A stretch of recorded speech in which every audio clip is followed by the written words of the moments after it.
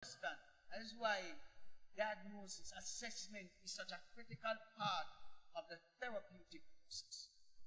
Because there and then you can identify the individual needs and you can cater to those specific needs. Here's a tool that I like to use for extreme anger and antisocial behavior. We refer to it as DARE. And let me just jump down to the next slide so you can have a better look at it. And DARE, it's an acronym. DARE man is an acronym. DARE means to describe, to express, to assert, and to reinforce. Man really refer to mindful, act, and negotiate. Let me take a little time, 2 minutes, and explain. Learn to describe. Get the person to describe their emotion, their thoughts, the physical sensation that they are feeling. Get them to describe it. Write it down. Don't tell me. Write it, because thoughts are like fish. Once it comes out of your head, it's dead. Once you take the fish out of the water, it's dead. Once you write it on the paper, once you talk about it, you start to get over it. Describe it. Don't be afraid to just lay out all the pieces of it. All the pieces, just put it out there in the open. Express it. How is it that you express these thoughts?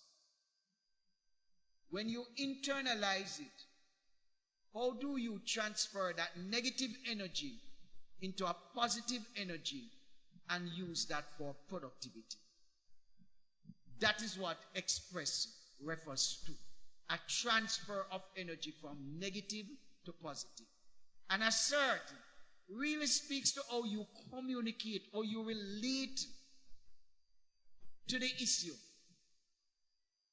How you assert yourself, how you assert the positive thought, so that you can counter, or you reframe the thought, so that you can counter the negative thoughts that are spiraling around, the rumination, the catastrophizing. How you assert that positive energy to control, to take command of them, and to bring them down, so that you can think freely, you can sleep better, you can eat better, you can become less traumatized, you can socialize better, and you can be a normal human being, feel good about yourself, feel healthy, conduct yourself and socialize yourself in a healthy way. Mindful. Stay in the present. Stop going back to the past or trying to take control of the future from where you are, because you don't have that ability. Recognize the things that you have control over and stop struggling with the things that you don't have control over. Be mindful. Stay in the present. Don't be judgmental. Stop judging yourself. Stop condemning yourself. Stay in the present. Encourage yourself. Say good things about yourself. Appraise yourself. Reward yourself when you do something that is good. To ensure that you cultivate a positive mindset of yourself. And act. How is it that you act? What are some of the actions that you need to take? How mindful should you be about your actions and the impact of your actions on others? How thoughtful should you be in your action? Do you stop and think before you act to manage the impulsivity? Delay it so that you can think. Write them down, and if you are too upset, and you write it down, and then you come back to it at a later date when you can act more decisively on what you need to act on, that will positively engage your mind and bring about positive transformation. And how you negotiate all of these negative thoughts in order to manage your mental wellness and your mental well-being. That is my presentation. I thank you.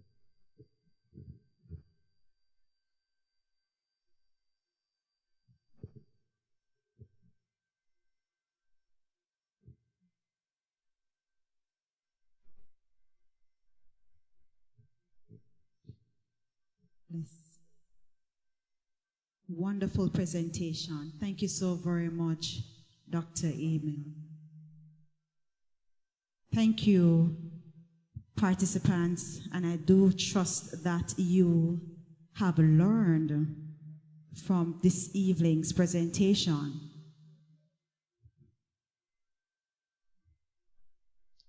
One of the things, Dr. Emil, one of the things that stood out for me is the mindfulness. When you spoke about the dear man, the mindfulness, how to affirm self. Can you share with us some ways in which persons can affirm him or herself?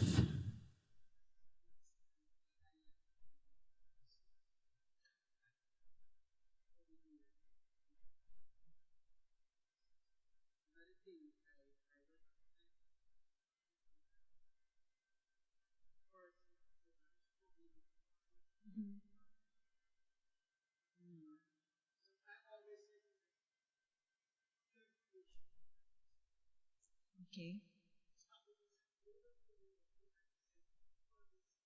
Okay. Mhm.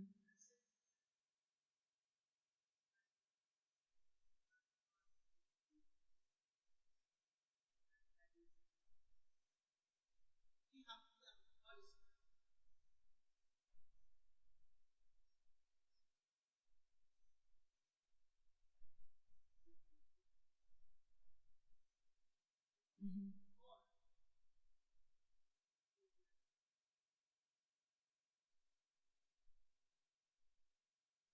Okay.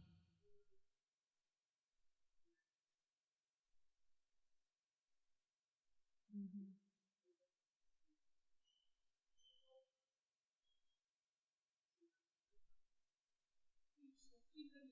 Okay.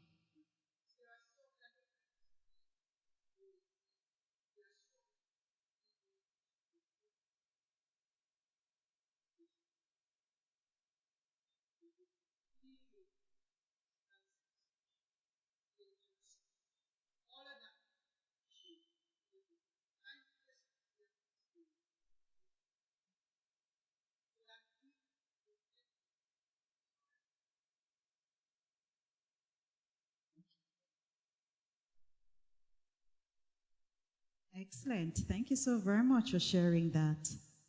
And you said, looking in the mirror, telling self who you are. I am beautiful. I am wonderfully made. I am awesome today. Sounding good. Thank you so very much.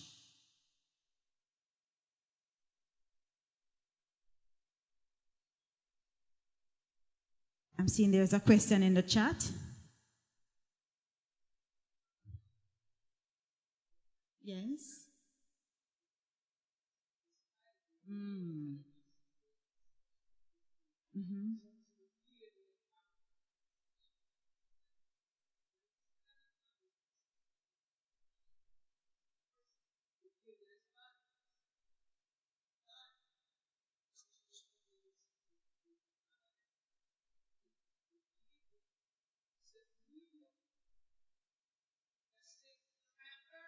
Mm-hmm.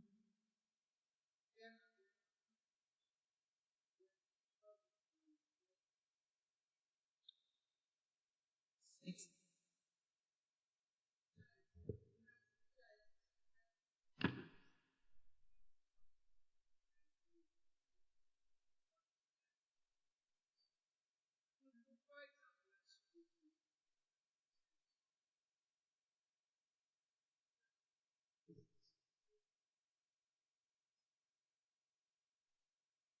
Something's happening. Parents, teachers, be reminded that when we see a behavior, that necessarily means the child is bad. So we need to learn how to distinguish the behavior from the person. Okay? Great. Are there any questions? We do have Miss Jones online. She's one of our panelists this evening. Madam Jones?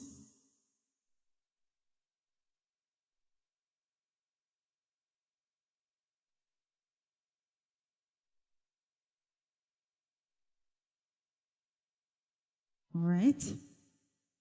Okay, while you put your questions together, I'm sure we'll be hearing a lot of them coming in. We are going to entertain you this evening with a skit. Okay?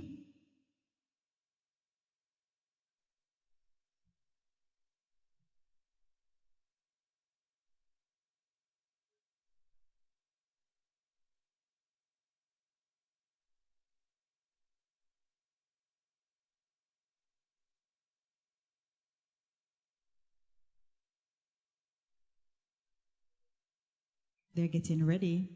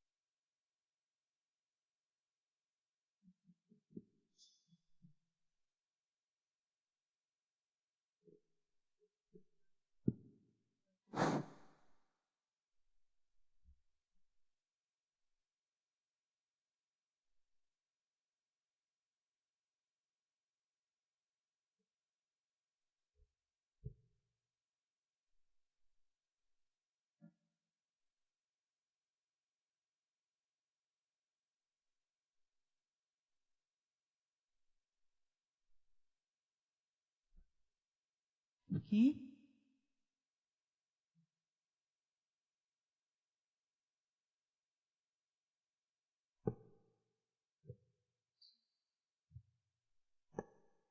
Morning, mommy. So me make some breakfast for you.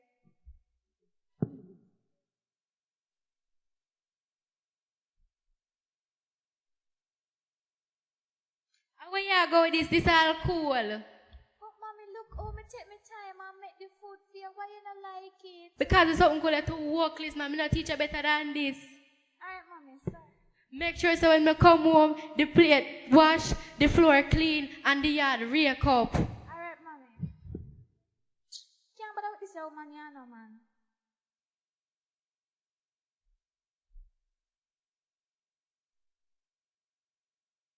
Hold on, them. Let me look for you, Sam. Madam Jones?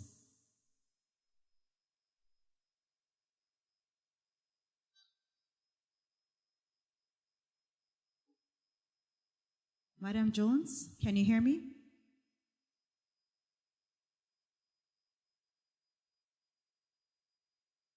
Just a moment. I'm hoping you all seen the skit.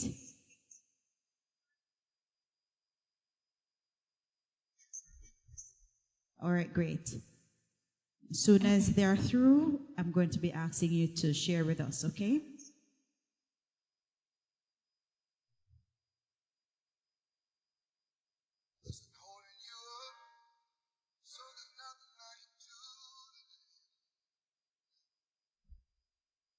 Hold on, yeah, who this a call me?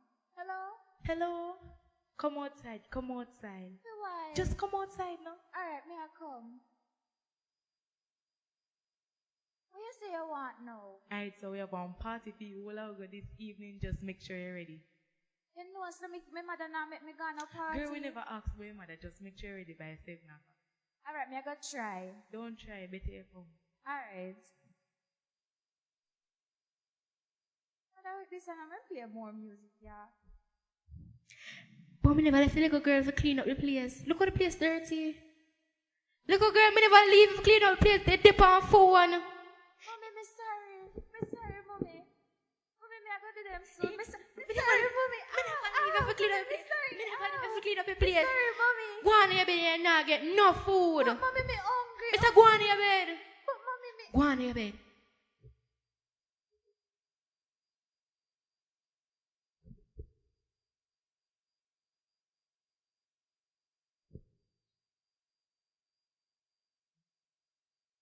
I want wonder if mommy asleep. Let me go check.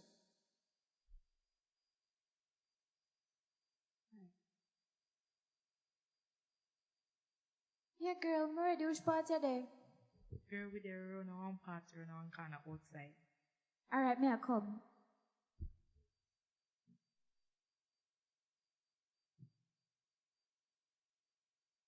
So, girl, like this at the party? Wow, one party, one drink, smoke. But me no want smoke and me no want drink.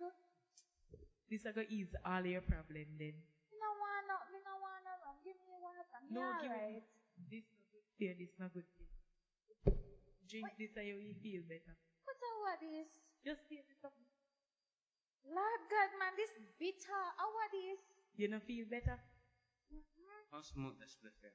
No want smoke. Let's smoke the split now. Lord man, what is? You like it, don't? Come to think of it, it kind of tastes good. And give me some more. Come to think of time for me go home now, Anna. So quick, but anyways, go on. Alright. Young mommy no wake up, Anna. Mommy no wake up, Anna. This little girl after me asleep, sneak out of the house, you know, watch me and her. So, where you there? Eh? Where you go? You see me asleep and you come out of the house, where you go? Mommy, me never. Where you go? Mommy, Where you go? Where you go? Where you Mommy, go? never Where you gone go? away. Mommy, me never gone away. It's alright.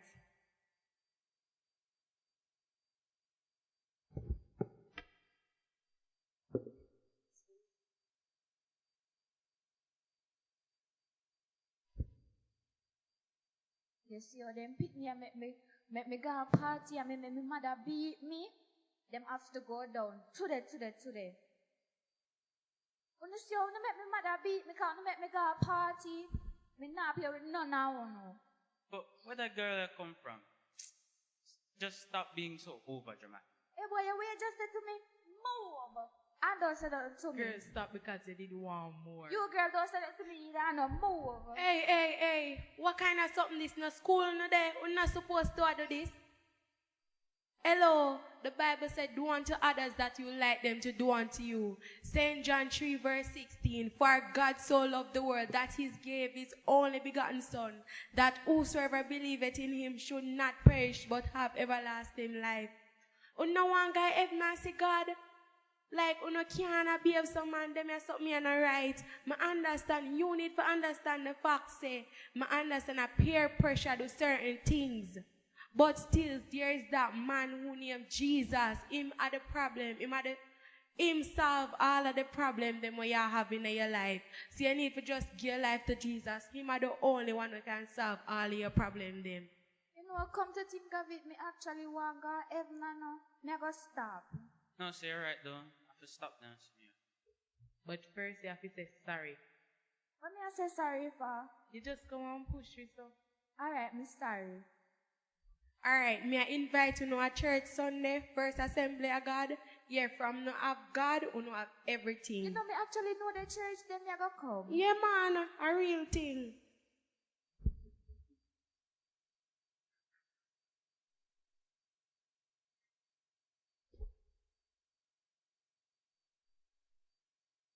Thank you so much.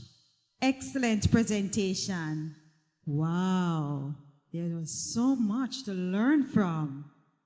Yes, and I'm sure these are some of the practices and behavior we'll see in our schools, at home, mommy with the stick beating and all of that.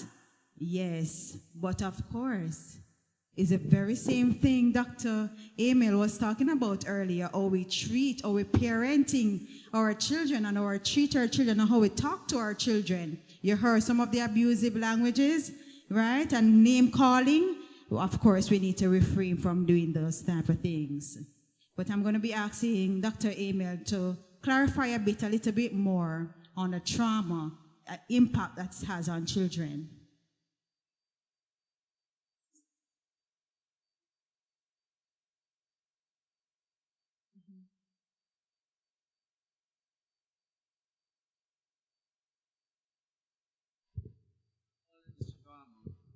Then in the after trauma phase, that post traumatic stress phase, it affects them negatively. They have sleep issues. And as you see in the skit, a lot of time they run to the substance, they run to the groups for answers. And what the group produces is just something that makes the problem worse.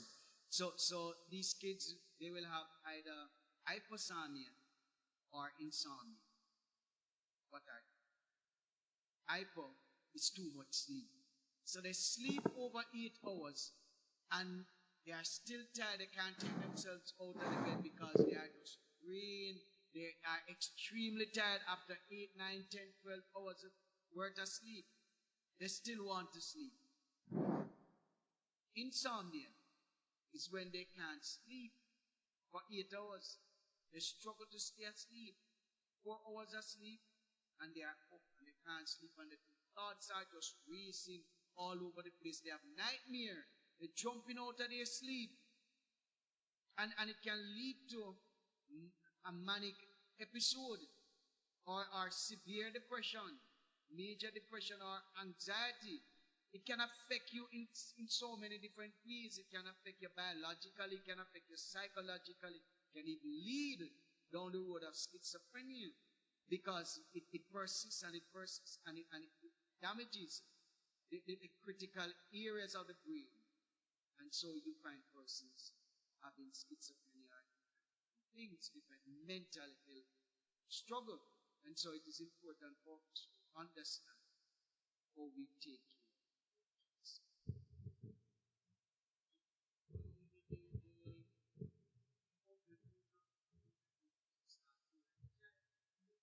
That is fast becoming a second and third parent. You know, the computer games and all of that, those are fast becoming second and third parents. And so we really need to pay attention to our parenting styles and skills and all of that, you know. Thank you. So, let me throw out a question. Let me ask our participants. I know we have looked at the different parenting style when we looked at the parenting. I'm not sure if you had joined us at that time, but we are still talking about it because it is very, very important how we parent our children. And based on what Dr. Emil just shared with us, the trauma and its impact that it has on our children and their behavior, it can make matter worse. It can make they go into what we call the antisocial behavior, started to be malicious and started to do things that affect other persons and to go against rules because they are retaliating. So these are some of the things that we have to be very mindful of. And one of the questions I want you to think of, or one of the things I want you to think on, rather, is how we parent our children. And of course, Dr. Amy would have shared that the authoritative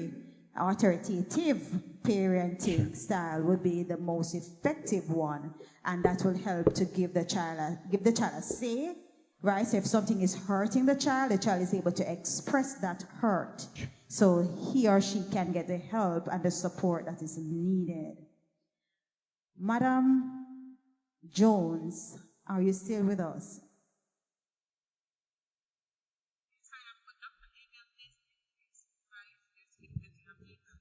Sure.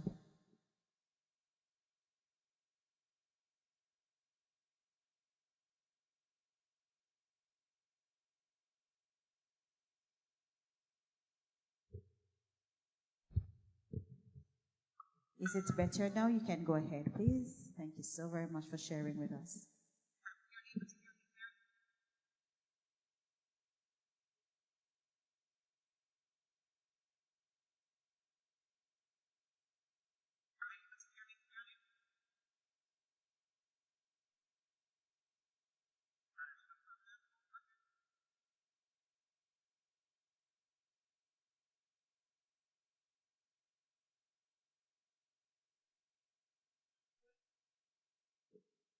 Go ahead and share with us from the teacher's perspective as an educator.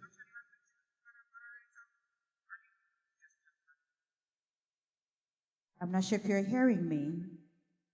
but you can go ahead and share with us from your perspective as an educator how you're seeing it reflecting in the schools, the antisocial behaviors, how you're seeing it reflecting in the schools.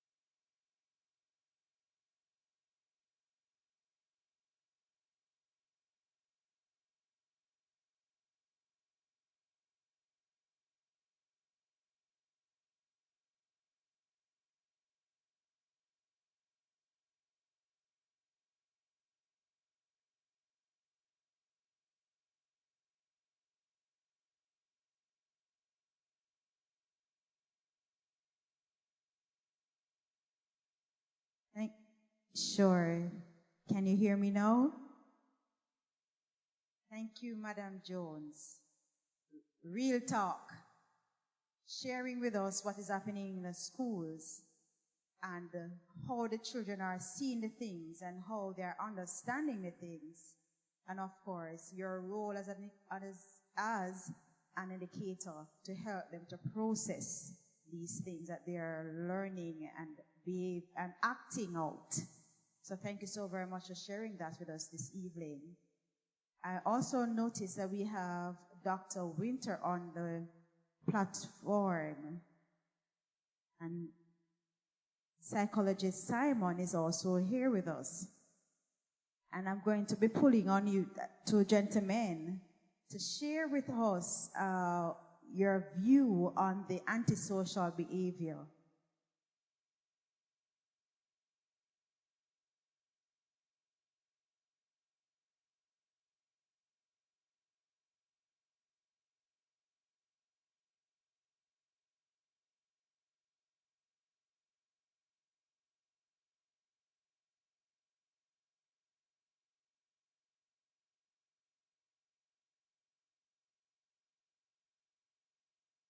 Sure.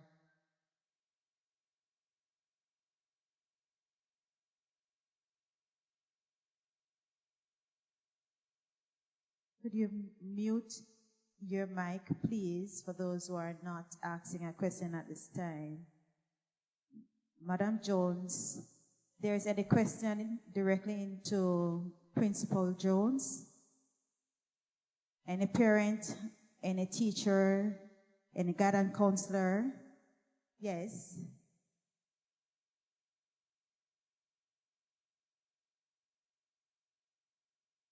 Yes, please, go ahead.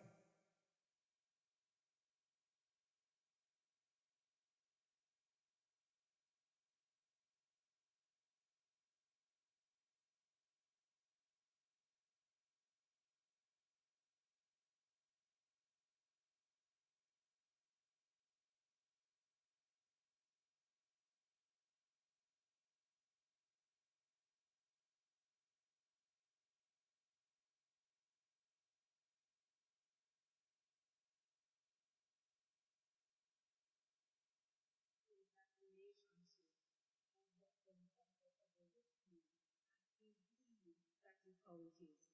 Keep on doing what you're doing, ma'am. Blessings. Thank you. Thank you so much. I think the days are gone for putting our head in the sand. These kids really know that we're hypocrites. They know that we're hypocrites. Because the same mother that's going to tell them, pick up your book. Can't read, never have a book yet. Not even read instructions from the cake mix box.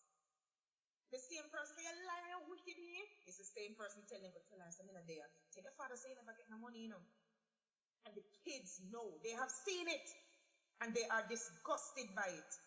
These are the same ones we're telling to go get a work. And yet still, Paradisiac has a one-bedroom apartment for $23 million. Land is now $10 million. How am I going to earn $10 million? And so we had this robust debate the other day where we're talking about things like a productive citizen. So I said to them, listen, Marcus Garvey's mission is to provide the children with the academic, technical, and cultural skills to turn them into productive citizens.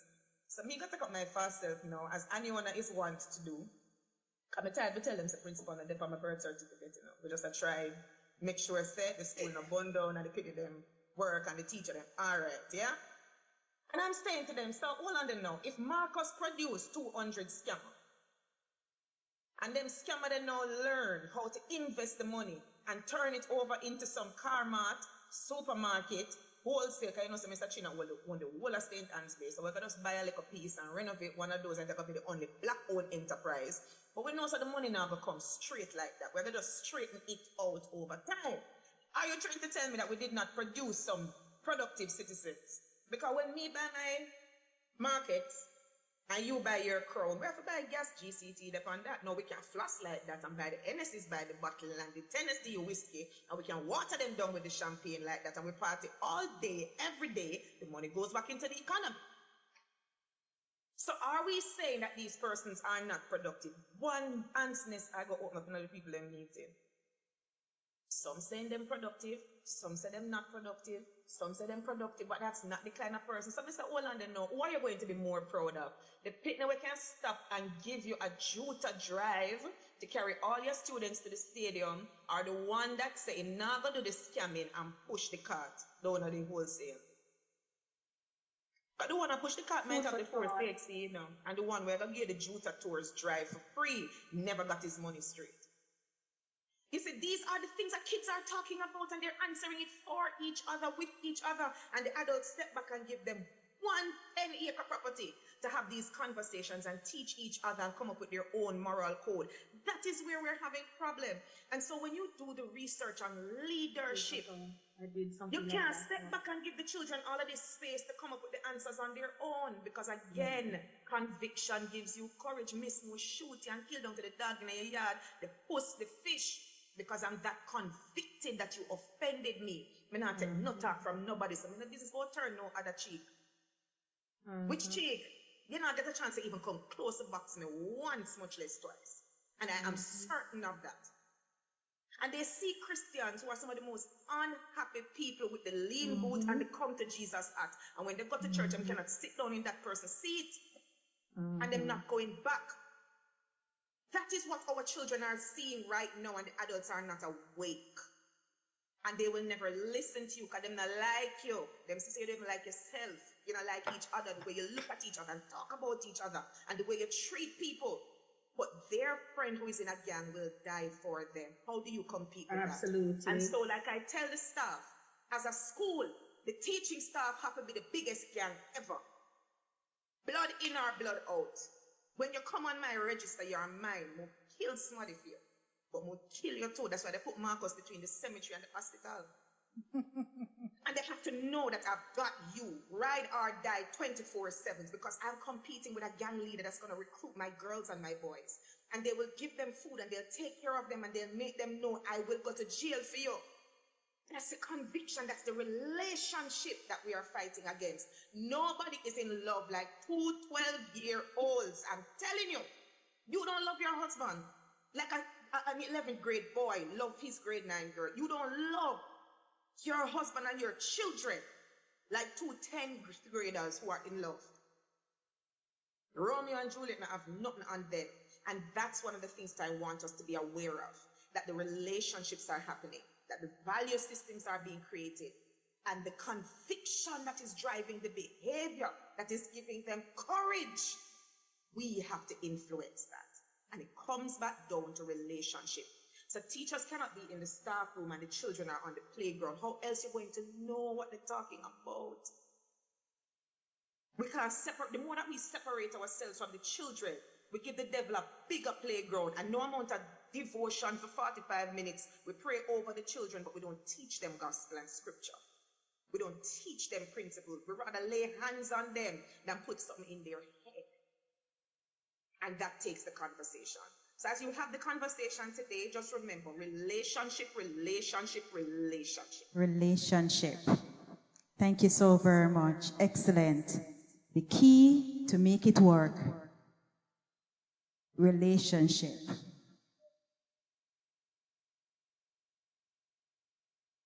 Simon, are you on? Are you able to share with us your views on antisocial behavior?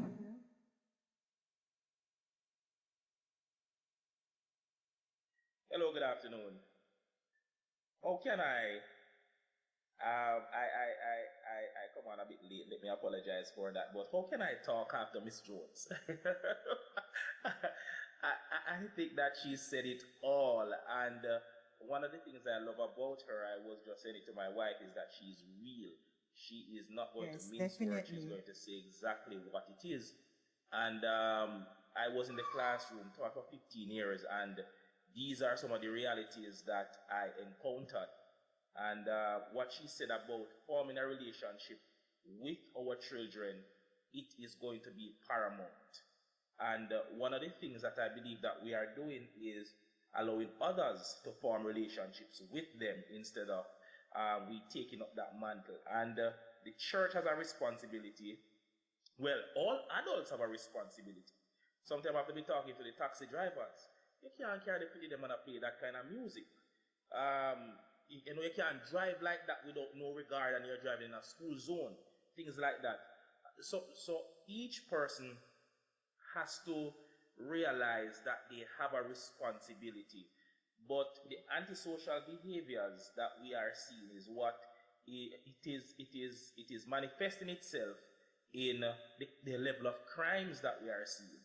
And if you talk with the police officers, they will tell you, if you talk to the lawyers and these individuals who have to deal with the justice system, they will tell you that all the crimes that are committed among adults, they are also committed among children.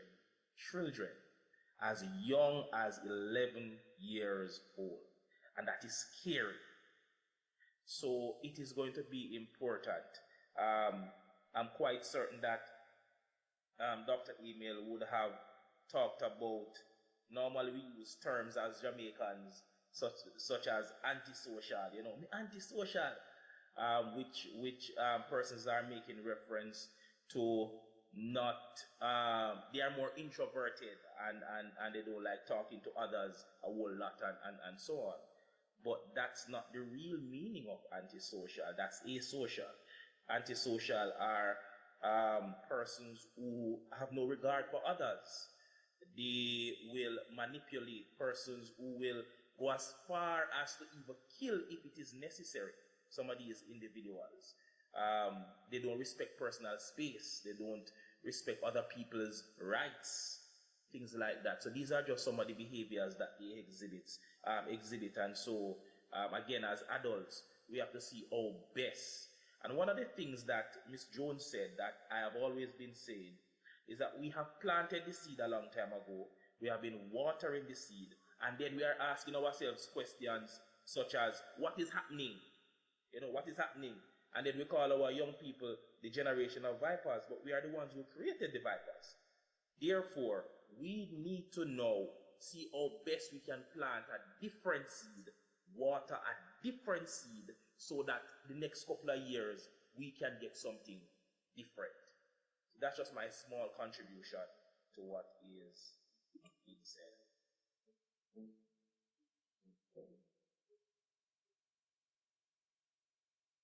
Thank you, Counselor Simon. We also have Dr. Winter with us.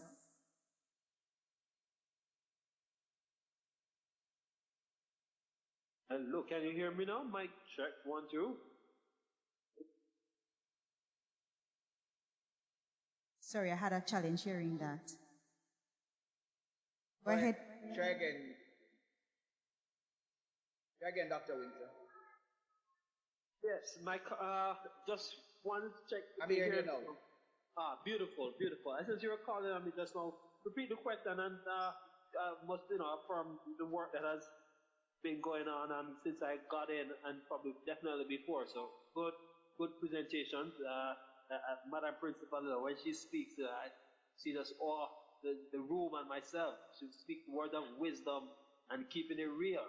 Solid, truthful points for us to, come to terms with and acknowledge the reality around us and take some conscious steps to make some fruitful change. So good to be in the house and keep up the good work, Dr. Emil and team, from the organizers all the way through.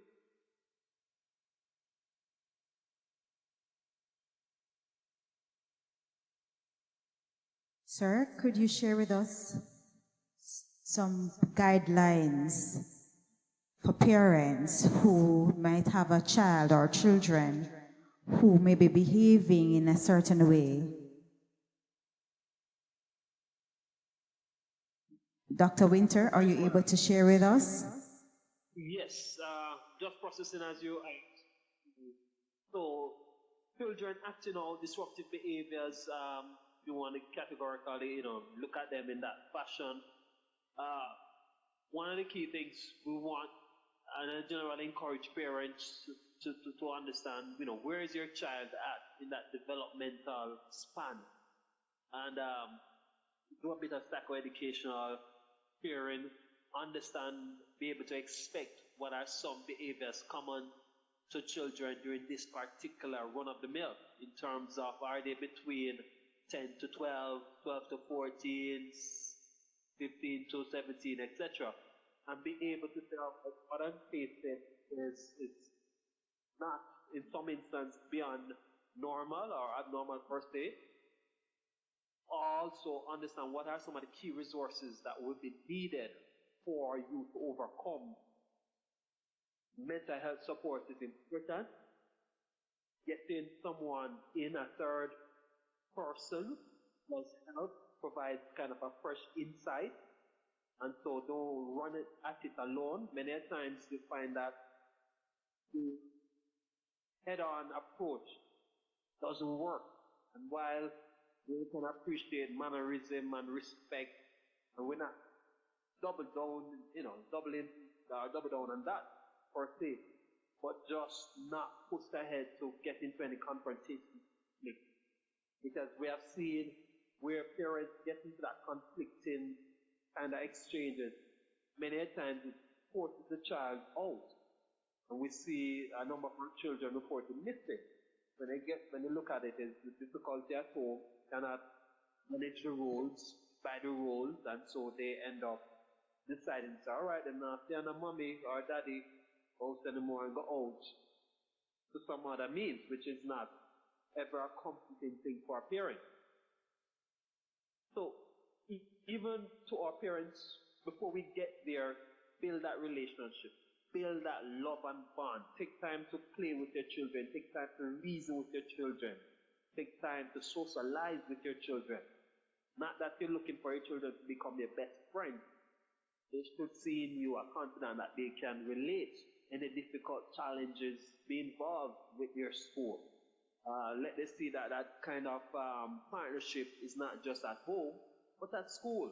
Teacher knows my mother not because they are called to school because of negative behaviors or interactions, but before that process, there is that close relationship. So prevention is always ideal, but in instances where intervening because disruptive behaviors are running havoc. A third party, counseling, a mentor, does help psychoeducation. How can I tackle it in bits and pieces, identify the issues, and not just focusing on the negative embarrassment, spiraling interaction that the child is getting involved in. So as far as possible, get someone else in, a mental health professional, talk with the school, being a discipline.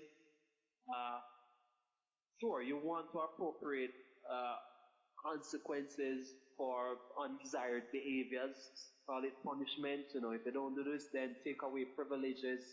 That does work. But go back to understanding your child. Put away the frustration. What makes your child happy? What makes your child sad? What will get to him or her? Do that kind of audit, if you want to call it that way, and even work from that perspective. Sure, take away some of the privileges, not the rights, but the privileges of the child. Get the child a mentor in, someone that the child may be able to look up to.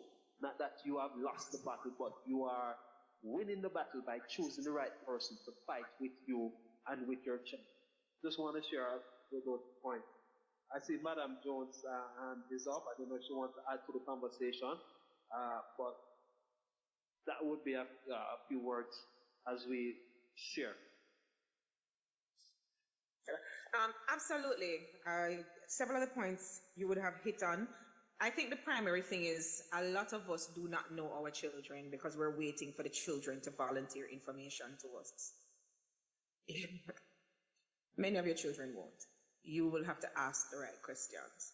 So like I say to parents, it's not anything difficult. You don't have to sit down and, it's good to isolate time. But even in casual conversation, so you're going on the road and you see them looking at somebody. You like that outfit? Why? You think that girl cute? Why? You don't marry that girl? Why? It's the why that gets the child to tell you their thoughts. And in them telling you their thoughts, especially for teenagers, that is where you now start to see how their values are being shaped. Say like that car, why? You would do that kind of job, why? The why is very important. And it's little things. Like at school, along with several teachers, I'm really, really blessed to have the kind of staff that we would have. And the good thing is we don't have to be friends and be buddy, chummy to have the same value system. And so it translates in how we talk to the children and the professional relationships that we have. And that is something that I'm also learning to value, the difference between friendships and good professional relationships to have around the kids. So you'll go to the bathroom, for example, and you'll say to them, so tell me why you leave the box juice box right there in the shower. But tell me why you don't turn off the tap. Then miss, what the cleaner them are going to do? Really? So you're telling me that you have to be nasty as a job or employment opportunity for the cleaners? There's a difference between cleaning up after yourself and them sanitizing and actually having those conversations. And I find that even adults in the environment, me drop it here so because the groundsman not gonna have nothing to do if me not put it down there. So, no sir, he will always have something to do, if I even cut the grass. But you don't have to be nasty for somebody else's opportunity. You don't have to drive bad on the road for the police to have something to do. You don't have to go stop something but to get the nurses something to do. You know what I mean? So a lot of us really need to get to know our children and know that your children change. And my final point is, I remember my son, my eldest son, oh gosh, I remember coming home from work and he was holding his ear. And when I pushed the Q-tip in there, I seemed to have popped a pimple and it started to bleed. I went down to Bustamante Children's Hospital. Forgive me, I'm a storyteller, but you'll get the point. And, you know, when you go up in a public hospital, them don't care who you are, you know. You draw your bottom on the bench, and then the nurse, the doctor asked me to give him Panadol. By this time, it was 2 o'clock in the morning, and I was exhausted. I had Panadol at home. But just don't wait so much hours enough for the doctor prescribed Panadol. And I came home, and I was trying to give him the Panadol. I put it in the juice, he's not drinking it. I put a little honey in it, he's not drinking it. And I remember being so frustrated. I picked up the hairbrush. And when I launched over the table to slap him 2 times for him to drink the medicine, my father held on to the back of my shirt and I was crying. I forgot everything I learned in college. I forgot all of that. I was exhausted. I was frustrated. And I was so annoyed with this child that I was beating him not because he is acting like a kid who didn't want to take this medicine and was uncomfortable. I was going to beat on him as a way of getting rid of my frustration because beating him would have made me feel better. And my dad said to me, Anne, be careful. Because you raise children like how you build a house. You don't have to build all of the house one time, you know. Sometimes you go put your bed in the dining room until you build on the first bedroom. Then you add another room, then you add another room. But remember what you want the house to look like at the end of it. Think about the kind of adult you want DJ to be. You see, if you want him to be somebody that have his own opinion, he might go a little bit stubborn. You see, if you want him to be somebody that look after people, he might give you the whole line things then. You see, if you want him to be somebody that stands up for other people, he might go chat enough and fasten at everybody's business and have an opinion. But those very same things that you want to beat out of him now are the things that may make him great as an adult. Be careful. And it never left me. If we raise our children like we build in a house, have a picture in your mind of who you want your child to be as an adult. Picture yourself sit down and talk to them at 23, 33, 43, 53 at all a reasoning. You see, all the things that you want in them, it is going to start from when them little bit and put it 1 brick at a time. 1 concrete block at a time, 1 steel at a time, 1 room at a time. That is how we raise children. It's a long process. The house might take 20 years to build, 22 years to build. But when you lie down in it, at 35 years old or 35 years later, you might have a mansion that you're proud of. So parents, I try to build my little 2-room, and it's hard. I'm raising my kids the best way I know how. But I'm always closing my eyes and trying to picture what kind of daughter do I want? Do I want a nice tush lady that speak well and she thinks she all that and nobody can stand up close to her, I have to raise her that way from she's 4 and 5. Do I want her to be brave and tell people, don't play with me, I'm not the one and this is not today? Then it means me have to make sure she look sassy. Yeah? And that is one of the things that I would encourage all of us to do. Think about the adult you want and raise your children that way. Well said. Thank you. I tell you, she's a real vibes. She's going to tell you as is. Right? She's not going to fix it. She's going to tell you brick by brick. Building relationship. One brick at a time. So we need to know what adult child we want from the age of 1 or even from impregnation. Start to prepare, start to mold, start to put the necessary preparations in place, start to speak positively over our children, because as they grow older, they will definitely be who you have shaped them to be. Okay?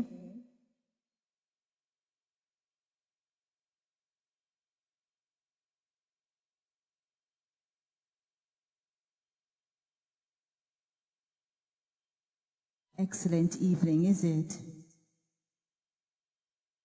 A lot in a short space of time. Mrs. Jones has been so real and just looking at some of the real issues that we have been facing in our schools. And it's important that when we have sessions like these, we have a wide cross sections of person who can represent the different issues that persons are faced with. And it seems as if the whole argument of relationship has been just the thing we need to speak about and to continue to speak about, because for an extended period of time we have been really, really talking about the whole thing about relationships, and we delve into it during the time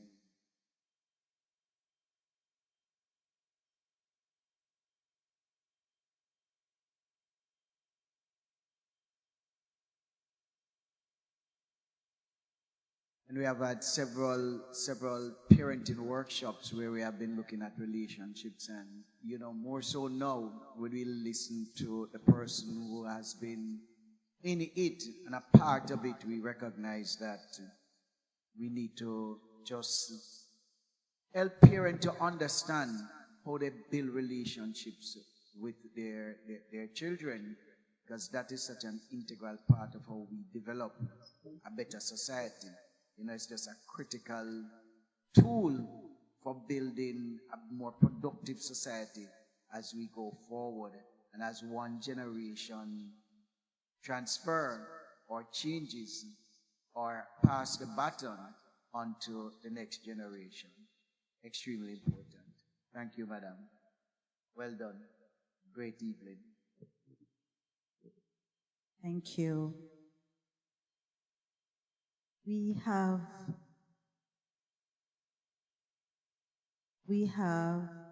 Officer Blackwood online. It's also one of our panelists.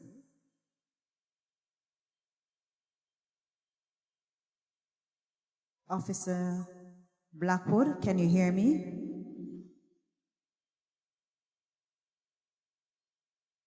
Miss Denisha Blackwood.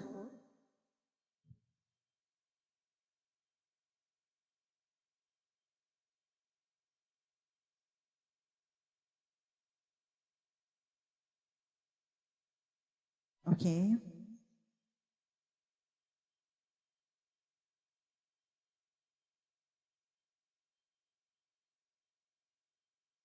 Miss Almarine Chitterson.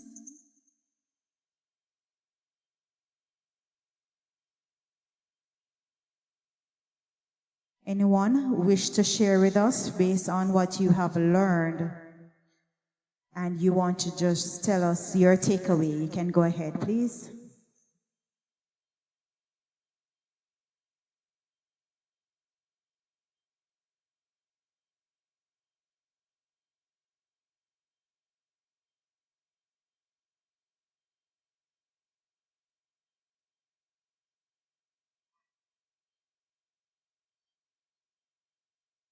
Any burning question?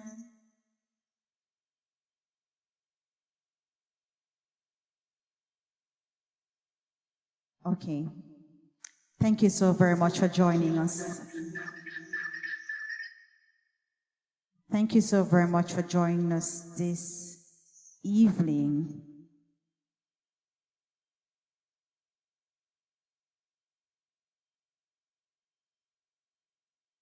We seemed to have a little difficulty earlier, and we got cut off, and persons seem to have that same challenge, but persons are coming on slowly, and we apologize for that technical difficulties.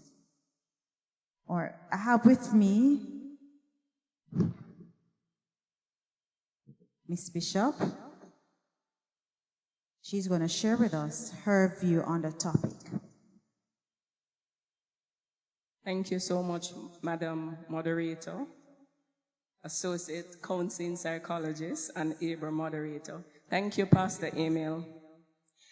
I'm going to share with you something my daughter said to me this morning. She's 13 years old, grade 8. She said up to age 7, she was a bag or a ball of joy. From age 8, she developed her own personality.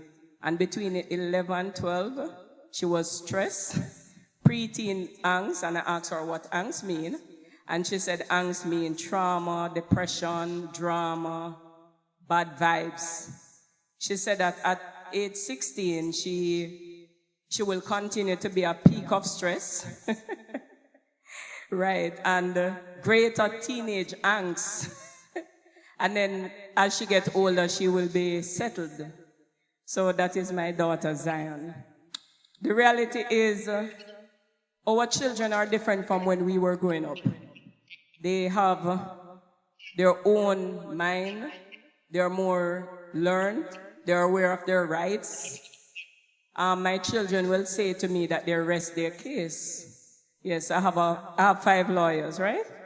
So in terms of antisocial behavior from the legal perspective and what we have observed in the court system, children who are coming from households where there's constant domestic violence or interpartner violence as between the parents, they tend to be more traumatized than other children who are in households where there's more love and attention. And their behavior is evidenced in criminal activities that they display towards their peers and at school. So for example, those students tend to be involved in sexually related offenses.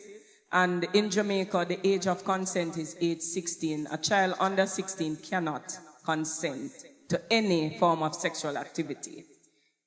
Although the age of adult is 18, the age of consent is age 16, right? So if you have a 17-year-old and a 15-year-old getting involved, the child who is over 16 is likely to be charged with a criminal offense and put before the parish court and continue. So a number of offenses that sexual offenses include assault or sexual grooming or having sex with a person under 16. Other offenses we see coming out in the parish court and otherwise include possession of firearm, robbery, other forms of assault, because we find that children who display antisocial behavior, as in this kid that was done earlier, they sometimes get involved in drinking, smoking ganja with grabber, taking drugs. They get involved in a lot of fighting, truancy, skipping schools, aggressive behavior. They're not able to control their emotions. And they will curse, not just their peers, but they also get involved with fighting teachers. And we have seen that in our system over the past 2-3 years, especially with the onset of COVID and children were online or at home and they were not able to socialize and to develop in the normal way because we're social beings. Also, what we are seeing is that they're bolder in terms of they're up in your face as if they're adults when they fail to understand that they're children still. And a lot goes back to the parenting style that we have been discussing over the past 2 months in terms of parenting best practices, because the reality is that parenting doesn't begin at school. It doesn't begin at Marcus Garvey Technical High, where Miss Jones is. It begins within the home. And as parents, we have a responsibility to parent positively and to develop a positive relationship with boundaries with our children. So you can, I don't know if Pastor will agree, that you can punish your child. I don't know if that's a term we want to use, but discipline is the best term, right? So we want to discipline our children positively and set boundaries and also take away from them devices and other tools that they use as a form of the disciplinary process.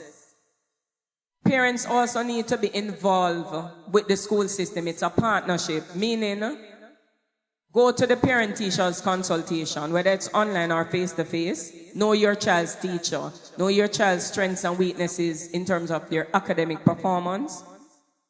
Get help for them if you observe that they are maybe depressed or their mental health wealth is not, their mental health is not where it should be.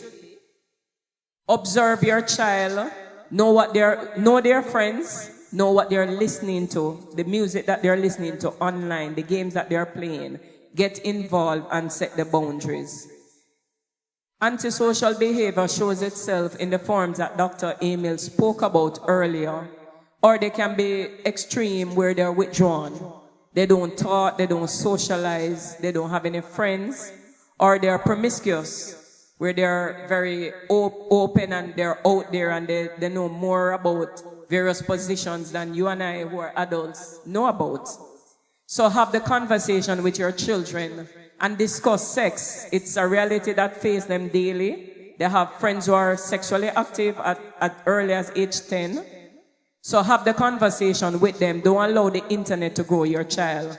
A friend of mine who is online, when we did the parenting session a few weeks ago, he's Sheldon Hansen, he said that parenting is a lifestyle.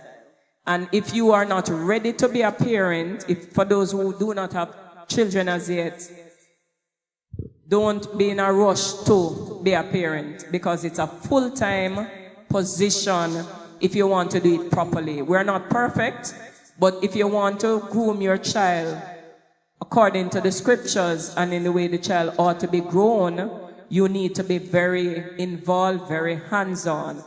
We fall short at times, but there are institutions out there and help is available.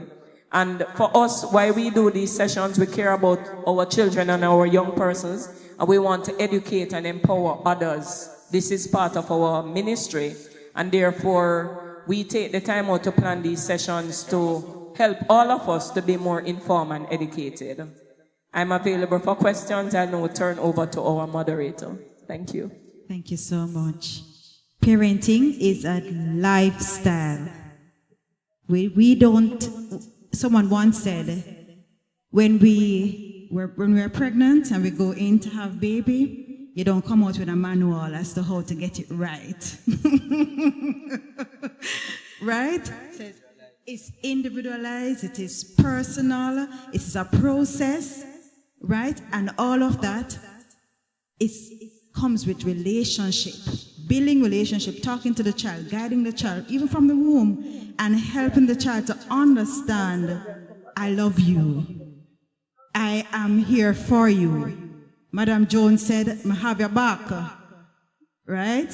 I am with you along the journey. On this journey, you're not alone. So it is, our children need to be aware of this. And if they don't feel safe, it was this morning, I had an awesome experience with one of my clients who expresses using sun tray therapy, because I do play. I'm in the process of learning to use play in my counseling sessions. And one of my experiences this morning, I learned when the child used a handcuff to represent how she feels. She felt alone. She felt unsafe where at the home.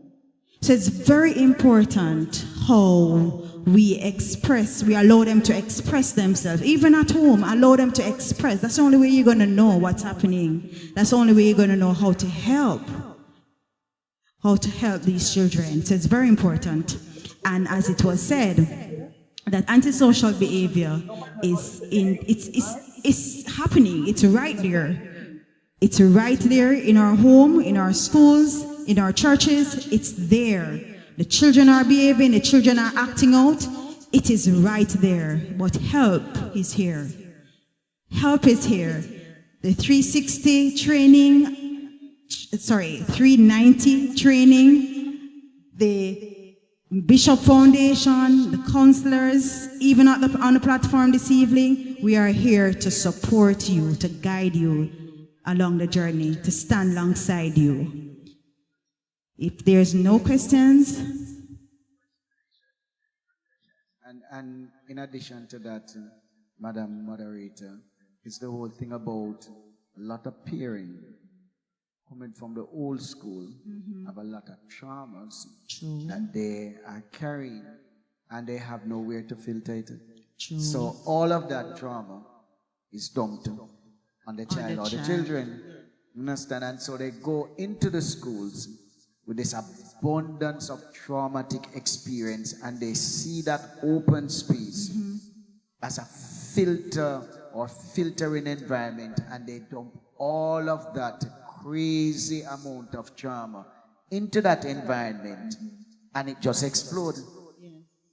Children with coming from homes with proper values just become transformed. Different kids going back home to their parents. And Dr. Winter said something very important. The age range. Yes. Where are they now? Yes. Extremely important. So, you know, as we look at, and you recognize that each week we come on, we are exposed to the same set of information in different ways. Because persons are experiencing and they feel more comfortable to type it into the chat, or when it is represented, then you see the expression in the chat, or somebody will open their mic and say X, Y, and Z. So it tells us that we are hitting a note.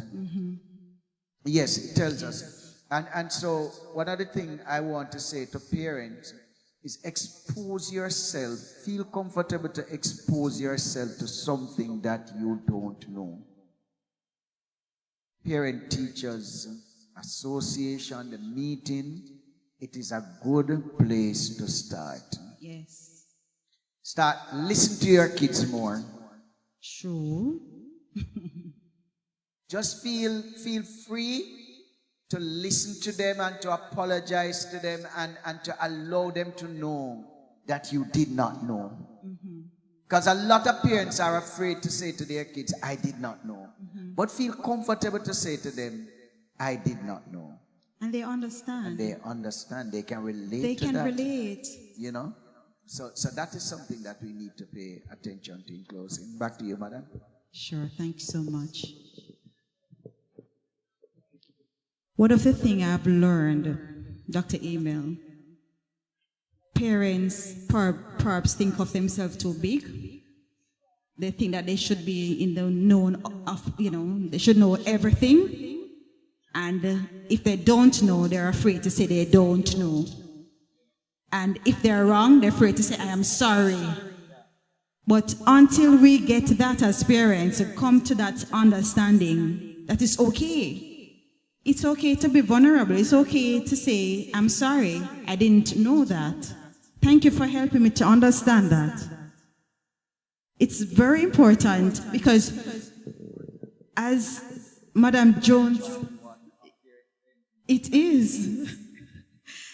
Madam Jones said in our sharing that parents should allow their children to express and hear some things that are coming out, because at the school they're talking these things. They're talking amongst their peers. because of they can't. Yes, yes. So they're having a space where they can express themselves, which is amongst their peers, and their peers don't necessarily have the information that they need to get. The right information, the right guidance. They don't necessarily have that all the time. So they guide them, like the skit shows, they guide them in the wrong way. So we as parents, we need to be aware of what's happening. One of the things I want to say here as well is the whole thing that boys are more predisposed to demonstrate antisocial behavior than girls, right? At an higher level. Men also are more predisposed to express antisocial behaviors than women, right? You will see women, but not in the same number or to the same extent or in the same type of behaviors that you'll see the men. And so the men and boys, they are more predisposed. And boys will be quicker to adopt the culture of the father or the gang leaders. They will role model them easier than the girls. Girls will look away and deal with their... And one other thing I came upon when I was looking at the information was that girls' brain have a tendency to disassociate itself from the trauma much easier and much quicker than boys. So a girl will be raped and immediately the brain just can disassociate itself so that the girl can move on and move on. But if a boy is raped, hurts him more, it stays with him longer, and he's more predisposed to express feeling or desire, aggressive desire for revenge, or to hurt himself. And so you'll see men actually completing suicide far more than women, all a part of the spectrum. Thanks for sharing. And it also pops into my mind that the society have a lot to do with how it shapes our children. While parenting does that, the society, then what is seen as the norm, yes, what is seen as a norm that helps us shape that antisocial practice or antisocial behavior as well. Because you find that the boys are more gravitate to the games that are shooting games and the more violent game, right? More aggressive games. Yes. I was looking at the body of research that was talking about, because I actually teach a subject that is called research method in psychology, in a PhD program for overseas university. And one of the things that we're looking at is the whole thing, is it that violent games produces more. The research is low. It's not conclusive, but it is leading down that road at different age group. So for smaller ones, it's just gaming. As they get older, something starts to shape. There are several different terms that we use to refer to the research, but when you look at it and you put them in age blocks, you realize that different things happen within different age blocks. Their perspective is different, and they're interpreting the information differently. Okay, awesome. Moderator Camille, you said something earlier about parents being willing to apologize to their children, and that's so important. It is.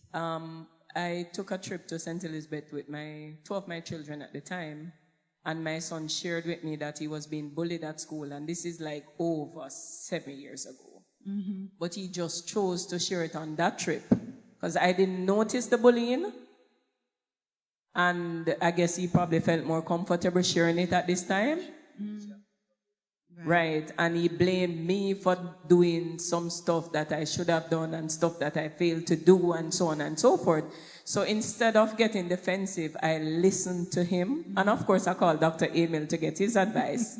Because our natural inclination is, it's not my fault you were bullied. But in that moment, I expressed to him that some children will bully you whether it's your fault or not. In that context, because that's their nature, they need help. So I shared with him that he needs to have confidence in himself because persons will bully you because that's how they are. So we had a discussion around bullying briefly, and when I got more advice from Dr. Emil, we had further discussions. And I apologized to him for not perhaps paying attention to him more closely at that time, even though it was over 7 years ago. But he remembers and he wanted to discuss it at that time. And I find that sometimes when we are busy in our own world as parents and our children want to speak and they bring up some things out of the blue that gone so many years ago, take a deep breath and listen and try and find an appropriate response. And, you know, have a discussion. Because sometimes when you ignore them at that point, and you're late already a week, 2 weeks later, a month, they're not ready to continue the conversation. Mm-hmm. So it's important to take the time out to have the discussion. And if you take your children to school daily and pick them up, have a conversation with them. If you see them in the night, have a discussion with them. We know that sometimes as parents we're really busy and we're overwhelmed with our own work and own activities, own everything. But one of the best parenting practices is to have conversation. If you don't have the conversation with your children, the school, the peers will, as in this case where they influence the young lady. If you're abusing their child at home and they don't feel safe, they will not open up to you. They will not communicate with you. They'll communicate with others. And sometimes the others are not positive influence on your children. The home is a stressful environment, and then they'll be afraid to share in that environment because they see that environment as toxic. So the environment is critical to sharing. Yes. If you are in a domestic violence situation and within that home you are being abused, you're afraid to be your real self. So your husband will go out, or your spouse, or whatever you call him, go out, and he will observe that you're just laughing away and having fun with your friends, and immediately feel jealous and get angry. And when he gets home now, it's a different level of action.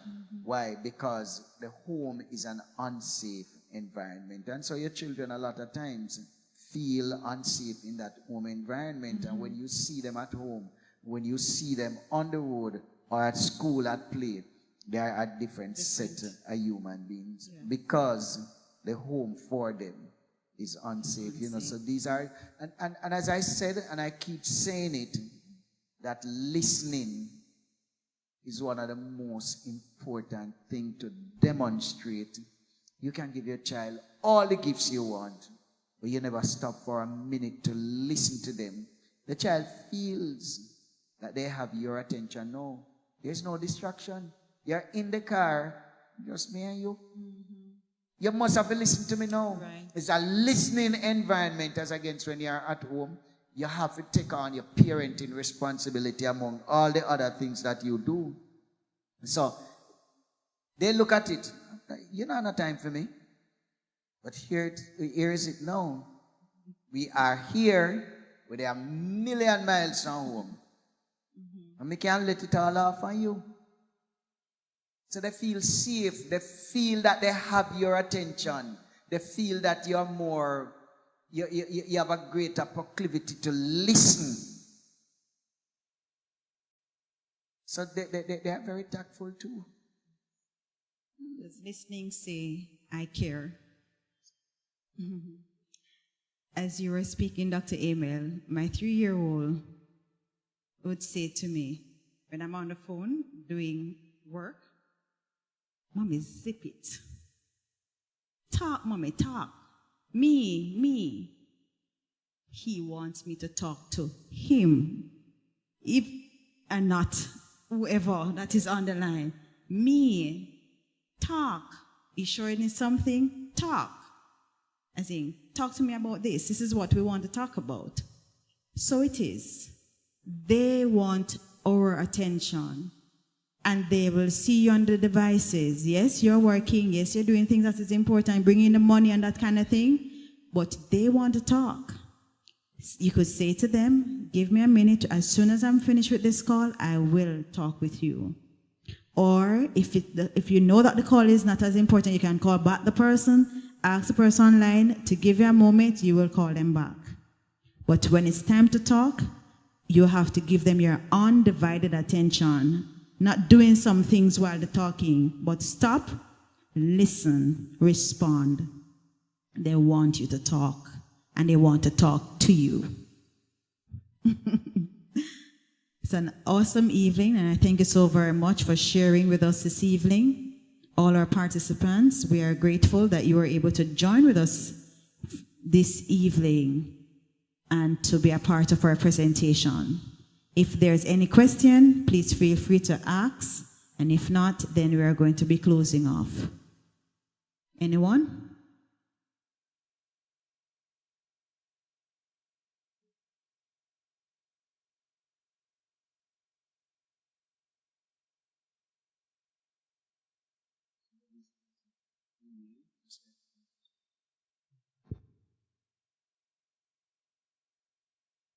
We will share the contact information for Dr. Emil and for Camille Graham shortly.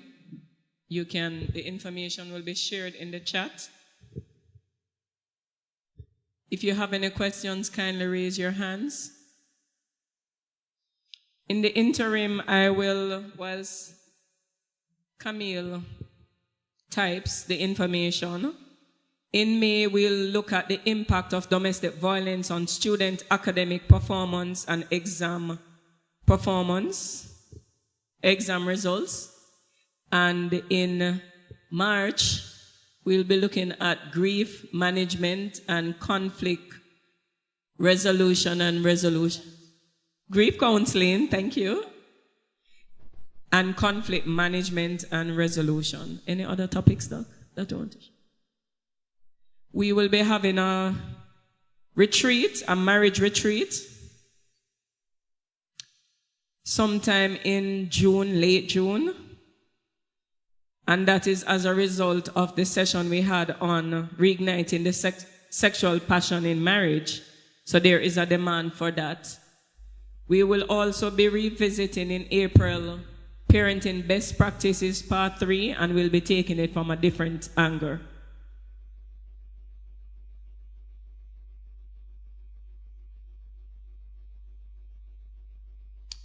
I'd just like to add some thank yous before I hand back over to our moderator who will be doing the vote of thanks.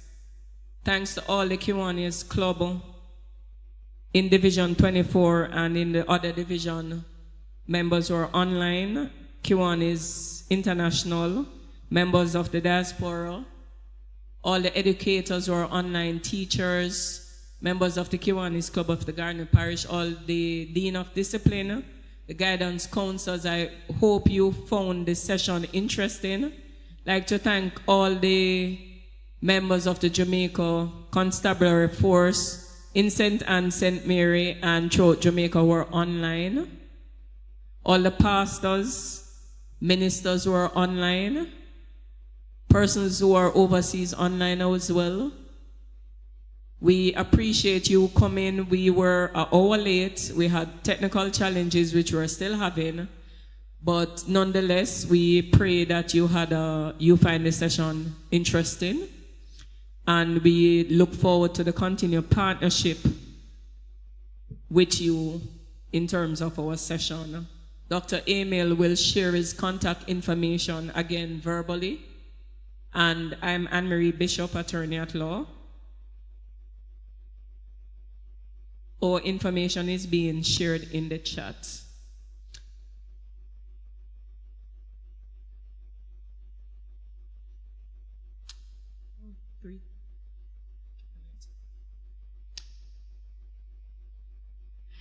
So I'll turn over to the moderator, but before I do so, I would like to present certificate of participation to Camille and Pastor Emil and Reverend Richard John. Can you come forward, please? Thank you. Pastor?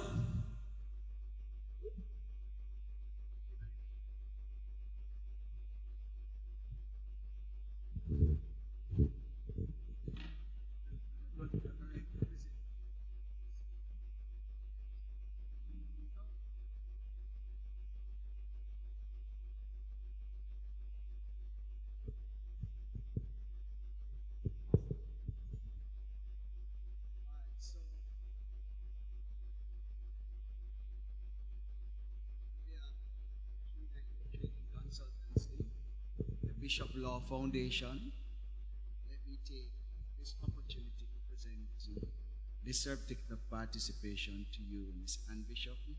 Thanks for your participation. You have done well. Thank you.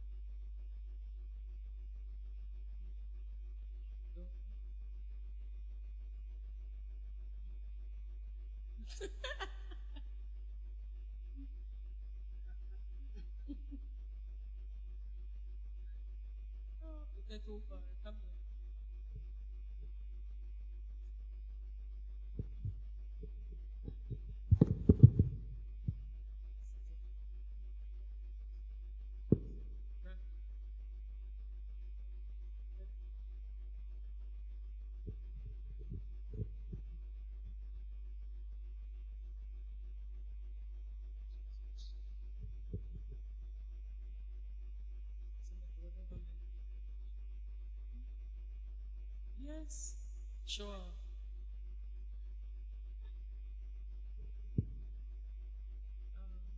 Give this to Pastor. You can take over the checking.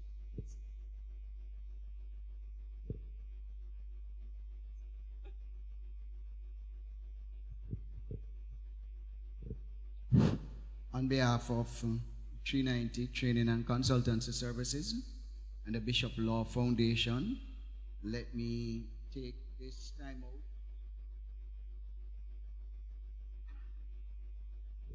small way to say a big thank you for traveling all the way from home, coming here to do this great job for us. Thank you, travelers.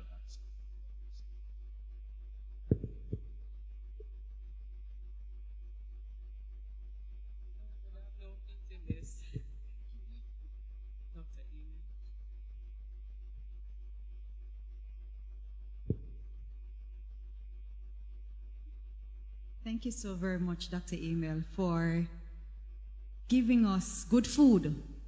You have been pouring on us, and today was no less. The information was rich, on point, and we are grateful that you take the time out to prepare for us and you shared with us. Thank you for your knowledge, sir, and I trust that you continue to do the good work that you have set out to do. Bless you. Thank you so much.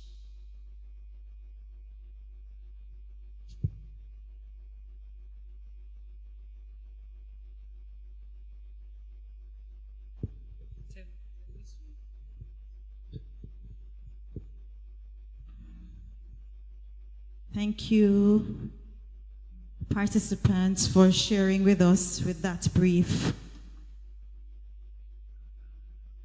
certification and thankfulness.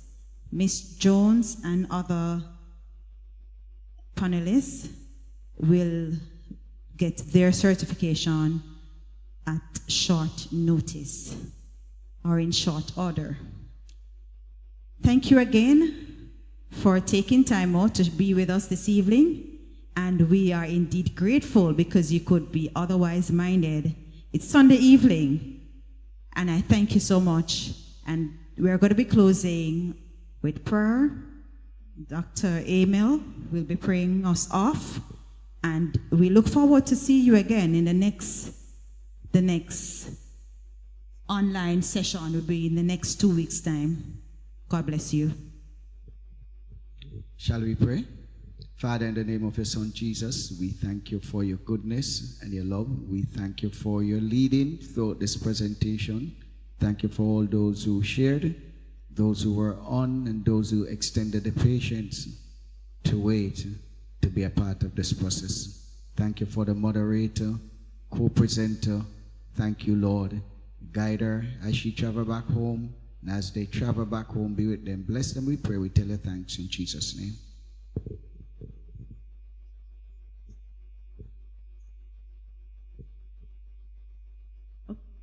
Participants? Hello?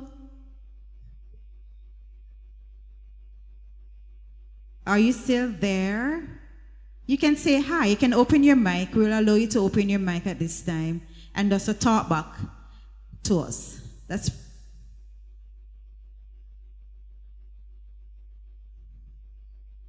hi, good evening.